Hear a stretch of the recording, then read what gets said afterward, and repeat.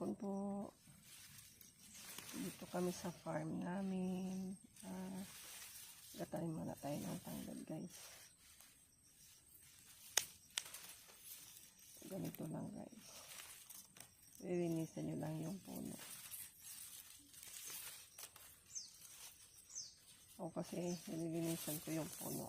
Tinatanggal ko yung mga patay na dahon bago itanim.